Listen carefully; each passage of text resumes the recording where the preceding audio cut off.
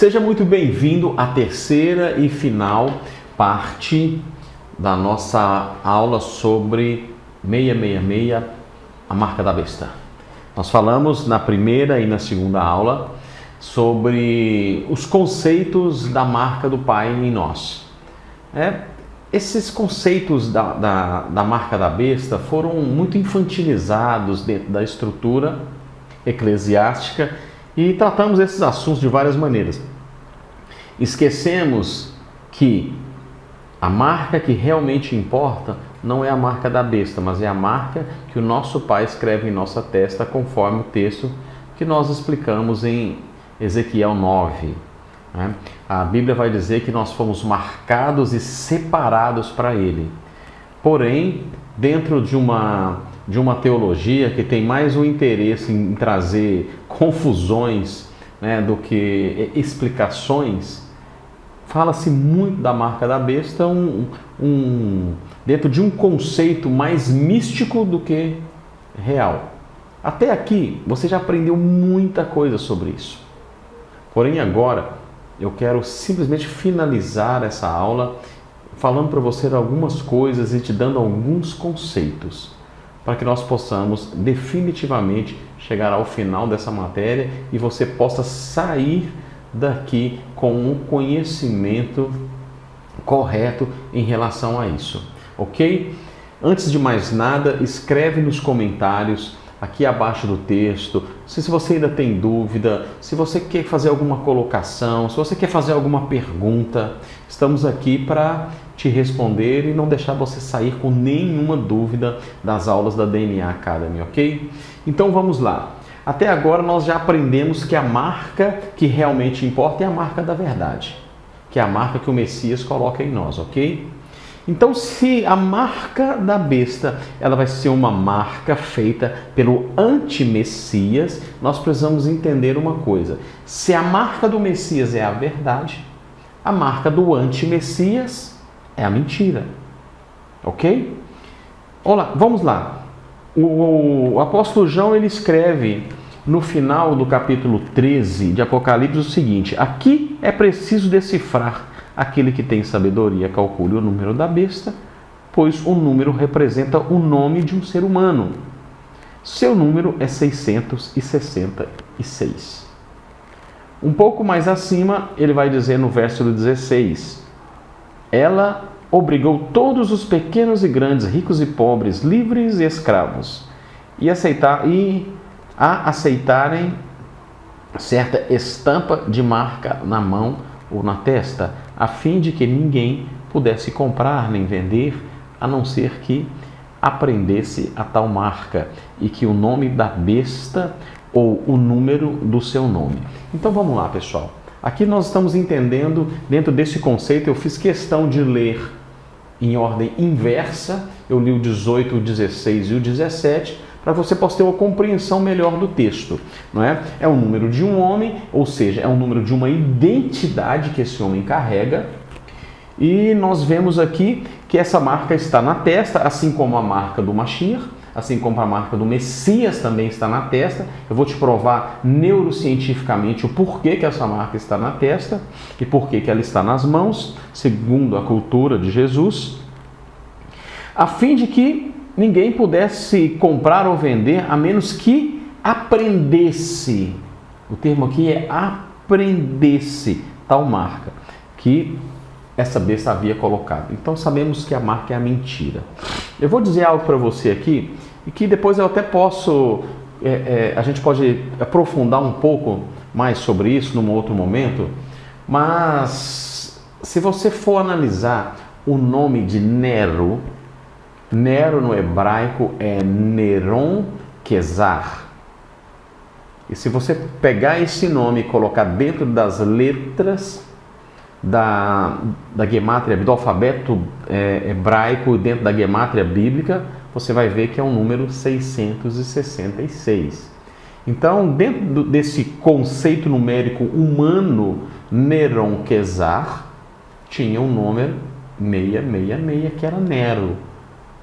Nero ele se encaixa totalmente dentro desse conceito aqui de Apocalipse 13. Por quê? porque a ele foi dado o direito, né? Ele recebeu um direito. Foi Deus que deu para ele o direito? Não. Ele tinha um direito, porque ele era o imperador. Ele era o governante supremo de Roma naquela época. E no versículo 7 de Apocalipse 13 está escrito o seguinte: foi-lhe concedido também poder para guerrear contra os santos. Quem foi que Nero perseguiu na época dos judeus? Né? Posterior à ressurreição de Jesus. Quem foi que Nero perseguiu? Apenas aqueles que criam que Jesus era o Messias. Antes de eu te dar mais informação a respeito disso, eu quero te contar uma história. Você sabia que os judeus não foram perseguidos, os judeus que creram que Jesus era o Messias, não foram perseguidos para negarem Jesus? Vocês sabiam disso? Vou te contar a história dentro do conceito histórico mesmo, cultural, sem óculos dogmáticos, ok?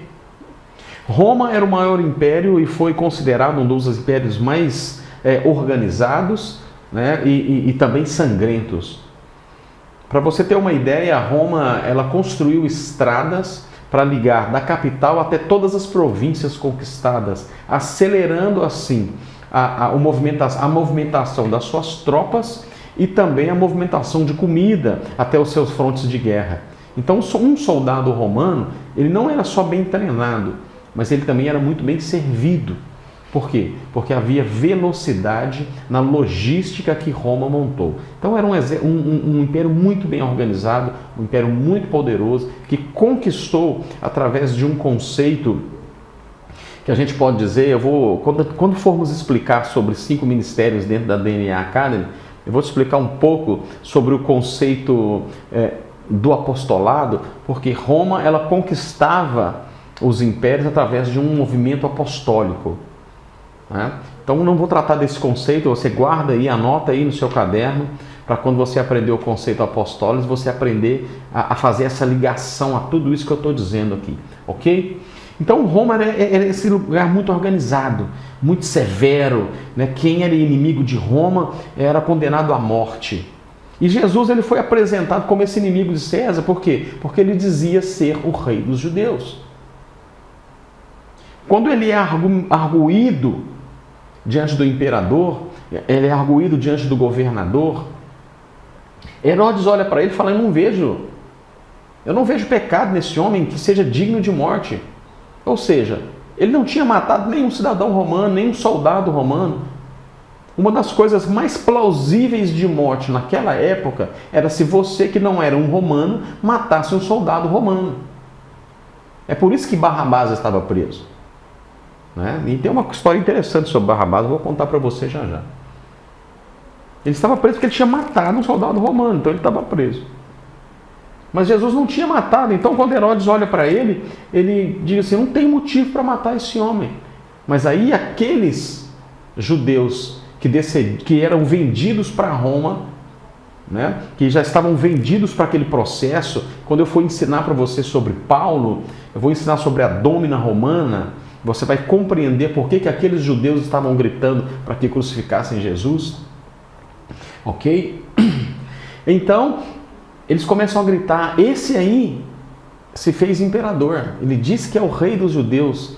Então, se você não matá-lo, se você não condená-lo à morte, você é inimigo de César.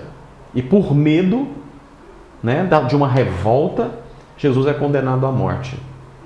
Porém, Jesus não tinha matado, não tinha pecado, não tinha feito nada de errado para ser condenado. Porém, queridos, nós estamos falando de uma condenação romana. Ou seja, um império que não admitia falhas.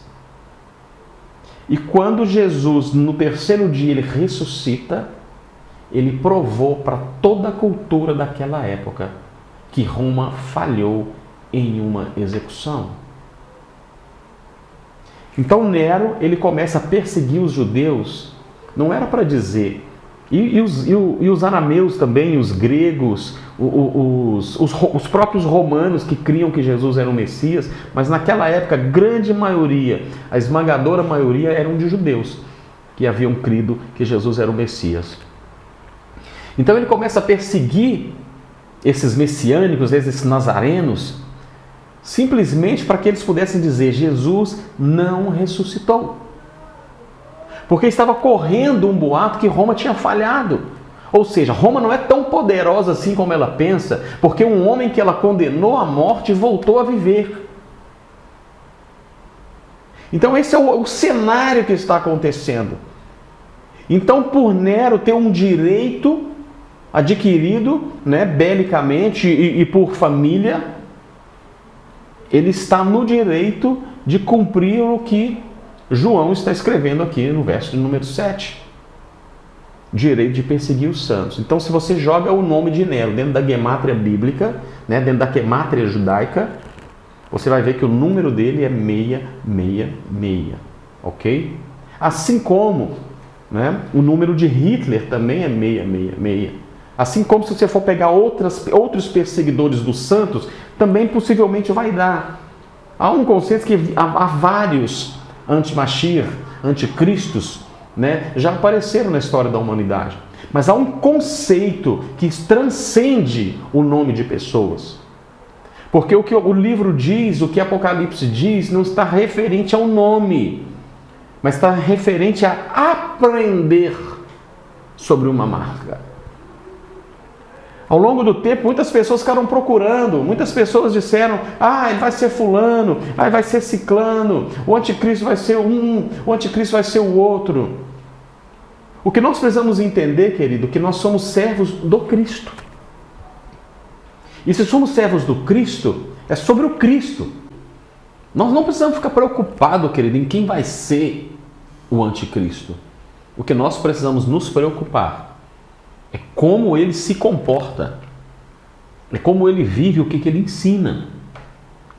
Essa aula ela tem a função de te conectar com o ensino correto, ou seja, qual é a marca do nosso Pai, e o ensino incorreto, ou seja, qual é a marca do anti-Mashiach, para que quando ele se manifestar fazendo sinais, prodígios e maravilhas, como as Escrituras dizem que ele vai fazer, você não se confunda.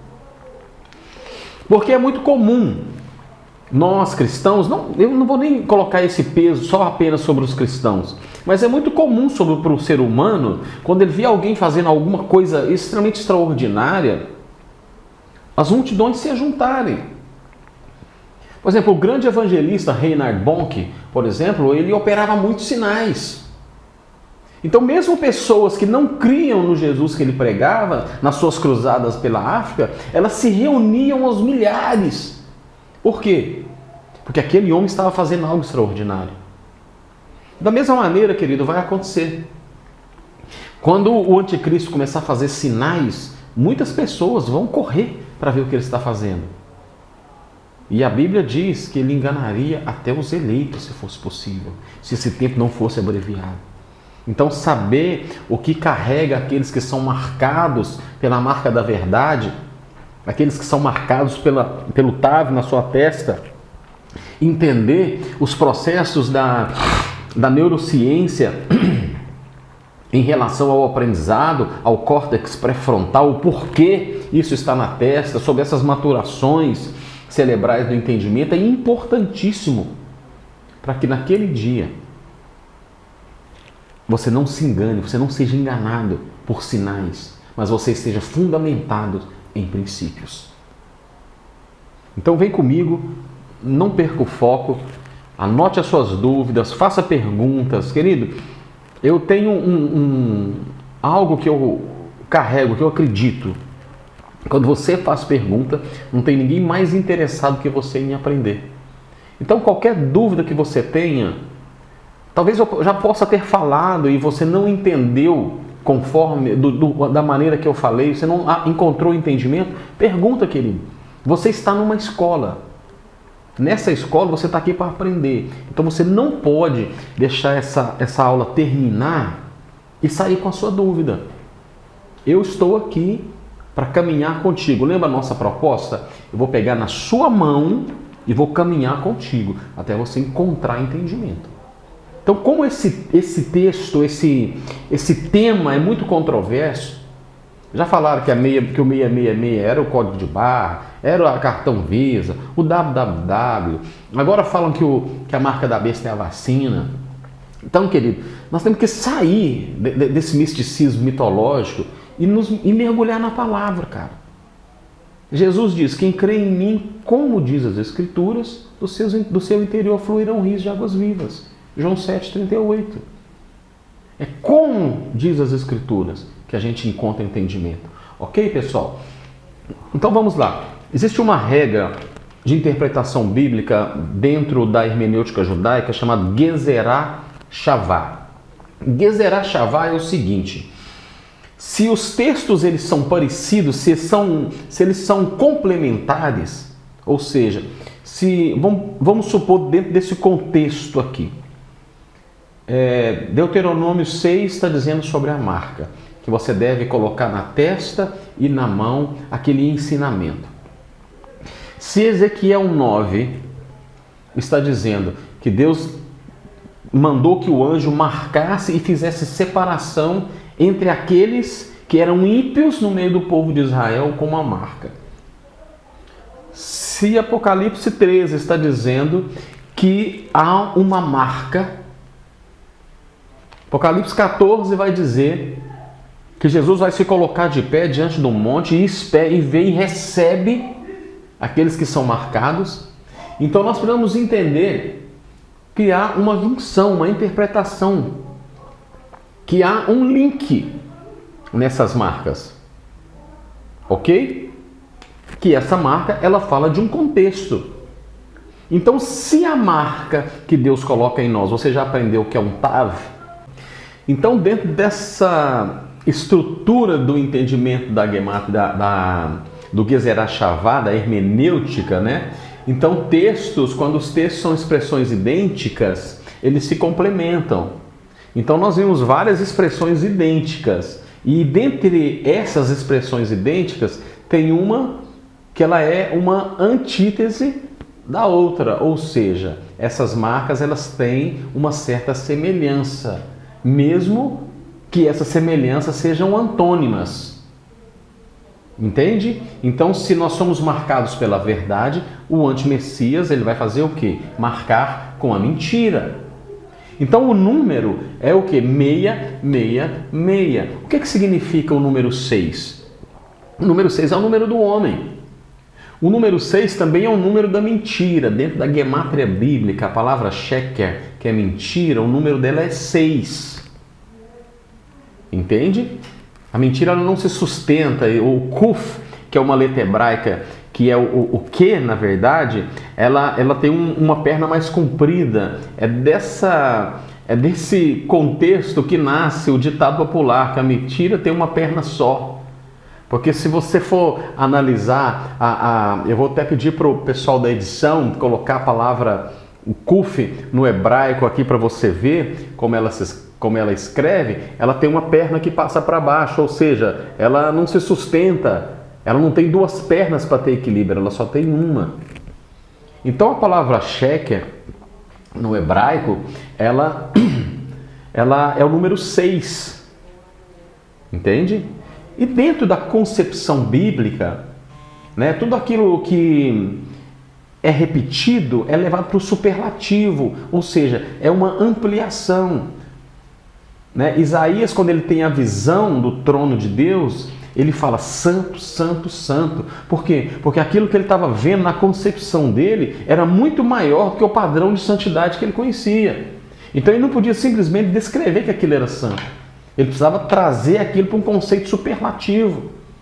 João, quando ele tem a visão de Jesus glorificado, ele também vai dizer isso. Ele tem uma visão do céu em Apocalipse 4, ele vai dizer o que ele ouviu: santo, santo, santo. Ou seja, santo não era suficiente. O padrão de santidade conhecido não era suficiente para expressar o que estava sendo visto. Então ele superlativa o entendimento. Da mesma maneira, o 666, o padrão de iniquidade que estava sendo visto, o padrão de iniquidade que estava sendo apresentado, não podia ser simplesmente apresentado com um número 6. Precisava ser superlativado. E esse número ele se encaixa dentro de pessoas, né, que feriram e perseguiram e mataram muitos cristãos ao longo do tempo. Então, dentro de toda essa estrutura, nós precisamos entender duas coisas. Precisamos entender o seguinte: o que deve ser atado na mão e entre os olhos, ok? Essa marca, ela precisa ser feita na mão e entre os olhos. Eu vou te explicar o motivo pelo qual. Mas deixa antes disso eu te contar uma história, só para te conectar na cultura e na história local da época. Nós sabemos que hoje muitas pessoas estão já tendo, aqui não, mas como eu tenho alguns relacionamentos fora do Brasil, né, eu tenho ouvido relatos de alguns amigos que moram fora, que no local onde eles estão, por exemplo, se eles não tiverem o cartão da vacinação, eles não podem comprar. Então já existem movimentos. Como eu te disse, não tem nada a ver com marca da besta, pessoal. Tem a ver com movimentos humanos. Então essa questão de você ter que se associar a algo para poder comercializar não é novo. Né? Nós estamos vendo o que está acontecendo, mas isso não é novo. Na época do povo... na época que Roma governava os povos, o que acontecia? Roma tinha os seus comércios, os seus mercados, e uma pessoa vinha de uma outra localidade até Roma, o que ela tinha que fazer para comprar? Ela vinha com a sua moeda. Toda moeda romana, ela trazia em si a cara de um imperador. Isso você pode jogar aí na internet, você vai ver várias fotos, né, de moedas de César, de Tibérios, né, de Tito. Você vai ver várias fotos dos imperadores. Cada um que governava, né, Vespasiano, tem a moeda com a cara dele. Porque isso era o que trazia longevidade do seu império, mesmo depois da sua morte. Então, o comerciante vinha até Roma fazer o seu comércio com a moeda do seu país, com a moeda do seu local, ou com bens do seu local. Chegava diante de um cambista que ficava às portas desse comércio. Ali havia uma estátua de um César. Aí ele se prostrava diante dessa estátua, trocava as suas moedas e ali havia uma bacia de cinzas. Aí aquele cambista que tinha percebido, que tinha visto que aquele comerciante já tinha se prostrado diante de César, ele pegava aquela cinza, passava na mão, pegava aquela cinza e passava na testa. Então, aquele homem estava legitimado para poder comprar nos comércios romanos. Então, quando João está escrevendo isso aqui, ele está usando várias figuras de linguagem da época, coisas que até já se cumpriram, para expressar coisas que iriam se repetir no futuro em vários aspectos, e de várias maneiras e em várias ocasiões, até a volta do Mashiach. Precisamos entender que João estava preso. Tudo que João escrevia passava por uma censura. E se ele escrevesse algo que poderia ser contra ele, ele seria torturado e morto. Então ele usa várias figuras de linguagens e essa é uma delas. Esse caso aqui que eu te contei era uma coisa que todo judeu sabia que acontecia. Por quê? Porque todos eles viam isso. Por que um judeu que era fiel não comprava nos mercados romanos? Porque ele jamais ia se prostrar diante de César. Tem uma passagem muito semelhante a essa, muito parecida, não é o fato, mas é parecido. Quando Jesus chega numa certa localidade e cobram dele o imposto. E ele manda que Pedro vá lá na boca do peixe tirar o dinheiro. E ele fala o quê? Ele pega a moeda, apresenta para o cobrador e diz: de quem é a face nessa moeda? Ele fala: de César. Então dê a César o que é de César e a Deus o que é de Deus. Entende, querido? Então esse é um conceito histórico dos marcados, do que precisava ser marcado para comprar e para vender, ok? Então vamos situar as coisas dentro dos fundamentos para que a gente não se perca no meio de tantas filosofias, tanto misticismo, pessoal. A marca na mão Segundo a Torá, ela significa aquilo que você faz, aquilo que você produz, né? E a marca na testa significa aquilo que você pensa, aquilo que você assume como entendimento. Dentro da neurociência, o córtex, né, o frontal, que fica bem aqui, é o resultado, é onde você armazena, é onde você estoca a sua moral. Entende? Deixa eu contar uma outra história para você. Dentro de Israel existe um contexto, um conceito. Toda criança entre 5 e 10 anos, quando ele não tem ainda dentro da neurociência, vai explicar da seguinte maneira: uma criança de 5 a 10 anos, ele não tem condição de decidir por si mesmo o que ele quer ou o que ele não quer. Ele não tem condição psicológica para fazer isso. Então, dentro do conceito da cultura de Israel, dos 5 aos 10 anos, a criança vai estudar a Torá. Ele estuda a Torá por quê? Porque segundo Deuteronômio 6, a partir do verso 4, Deus diz: inculca na cabeça do teu filho as palavras desse livro. Então, no momento onde o filho não tem condição de decidir por si mesmo, cabe aos pais dar a ele a direção correta. O que os pais estão fazendo com os filhos dos 5 aos 10 anos? Estão colocando na testa dos filhos a Torá. Então esse é o ponto. Essa marca, ela é colocada na testa porque neurocientificamente existe um contexto moral de armazenamento. Então não existe nada de místico aqui. O que existe é algo espiritual.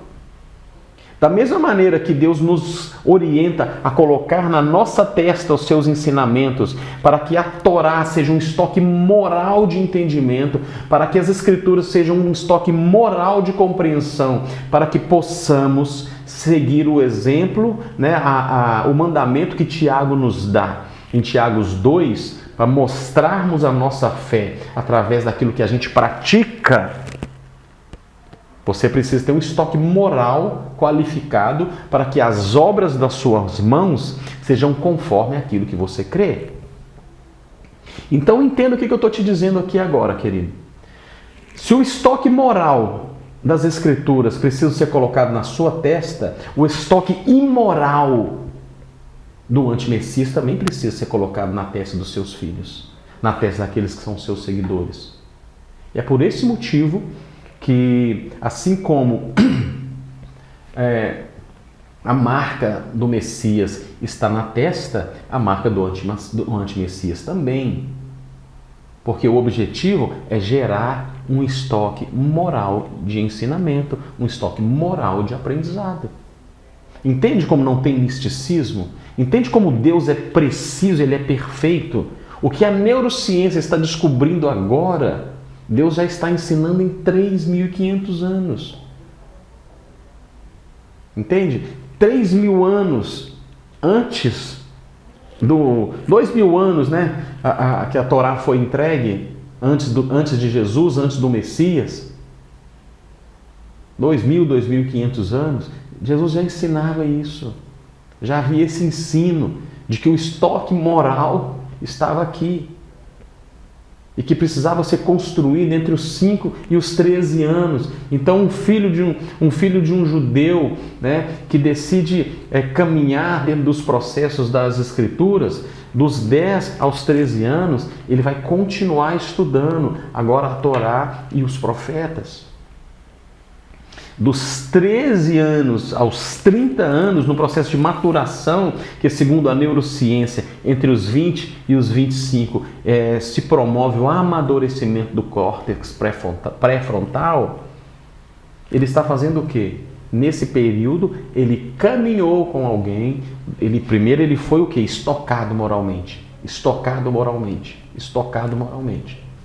Depois ele fez o quê? Andou com alguém que pudesse lhe dar exemplo. Para quê? Para que na jornada, lembra o Provérbios 22? Ensina o seu filho no caminho. Porque é na jornada da maturação do entendimento, essa pessoa ia perceber, através do exemplo daquele que ele caminhava, como colocar em prática todo o estoque moral que ele tinha carregado. Então esse é todo o ponto que resume a nossa história. Você tem alguns slides que você vai estar acompanhando, que eu coloquei a imagem, né, do córtex neofrontal para você acompanhar, aonde ele estava localizado, para que você entenda de uma vez por todas, meu querido, minha querida, que não existe misticismo, que não existe nada a ver com chip, que não tem a ver com tatuagem, que não tem a ver com nada disso, querido, tem a ver com estoque de moralidade. Assim como a marca do Messias é um estoque moral de fundamentos, a marca do anti-Mashiach é um estoque moral de iniquidade. Partindo para o final dessa aula, eu quero que você escreva aqui nos nossos comentários o que trouxe, o que foi libertador para você essa aula, essas 3 aulas. O que ela trouxe de entendimento, o que ela libertou você dentro desses conceitos e preconceitos, né, concebidos através dos ensinos ao longo da sua vida cristã, dúvidas que você ainda tenha. E vamos concluir essa aula fazendo uma breve recapitulação. A marca de Deus em nós é o que é realmente importante. Esse é o ponto 1. Eu não preciso me importar com nenhuma coisa que está por vir em relação ao anticristo, ao antimessias. Por quê? Porque estou marcado. Eu já estou marcado, eu me encontro marcado. Estou seguindo os princípios das Escrituras, então estou marcado. Não preciso me preocupar com outras coisas. O ponto número 2. Como é que eu estou me preparando para esse encontro? Eu estou como o salmista que diz: aguardo pela sua salvação, porque tenho praticado e guardado os seus mandamentos? Ou nós estamos agindo como Apocalipse 2,6 vai se referir às obras dos nicolaítas? Estamos deturpando e defraudando a graça de Deus, como o livro de Judas, no versículo de número 4 vai dizer, ou estamos andando em justiça de Deus? Então esse é o ponto. Ponto número 2, é muito importante a gente entender isso. Porque se você encontra, querido, você se encontra num ponto onde você acha que o seu caminho não está muito legal, que você precisa melhorar, e todos nós precisamos, o momento é agora. O seu momento de arrependimento é hoje. Porque a Torá, as Escrituras, não tem nada a ver com medo, tem a ver com amor. Você não pode temer o que vai acontecer e por isso correr para Jesus. Você precisa amar o que vai acontecer porque você está andando com Jesus. Então você sabe que nem olhos viram e nem ouvidos ouviram. E nem jamais penetrou no coração do homem aquilo que ele tem preparado para você, que ama a sua presença. E o número 3, nós precisamos entender que o antimessias, a marca do antimessias, não tem nada a ver com um chip ou um cartão que dentro da Europa hoje é muito comum, né, usando a vacina como a marca da besta, simplesmente porque existe um cartão, um passaporte dos vacinados. Isso é só um tempo, querido. Escuta o que eu estou te dizendo. Jesus disse que esse é só princípio de dores. Já já isso cai por terra e com certeza vão inventar uma outra coisa para escravizar o entendimento e a liberdade do homem. Por quê? Porque homens livres assustam os ditadores. Você sabe quem homens livres não assusta? O seu Pai, o seu Criador, o seu Deus. Porque foi para a liberdade que Ele te comprou. Então Jesus nunca vai se assustar com a sua liberdade. Mas aqueles que querem te controlar, sim. Então não se assustem, não fique mistificando conceitos apocalípticos sem entendimento. Uma coisa eu te digo. Quando nós formos falar sobre Apocalipse dentro da DNA Academy, você vai entender melhor. Mas 67% do livro de Apocalipse já está escrito nas Escrituras. É porque muitas vezes você não para fazer as conexões. Eu vou conectando vocês ao longo do tempo.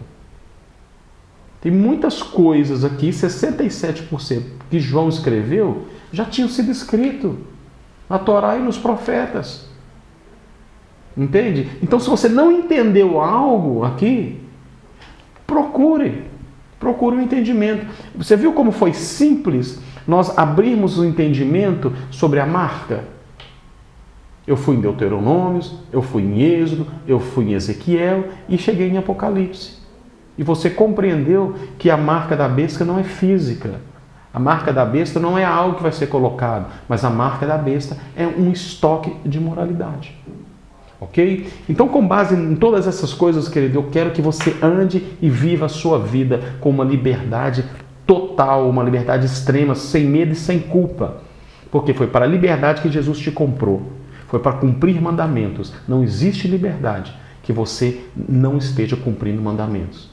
É cumprir os mandamentos bíblicos, é você andar e viver conforme o que está escrito nesse livro, que vai te dar a liberdade que você merece e a liberdade que você precisa. Entenda, Jesus marcou aqueles que estavam clamando contra a impiedade em Israel. Se for preciso, leia novamente Ezequiel número 9 e vem comigo rumo a uma fé descomplicada. Que Jesus te abençoe.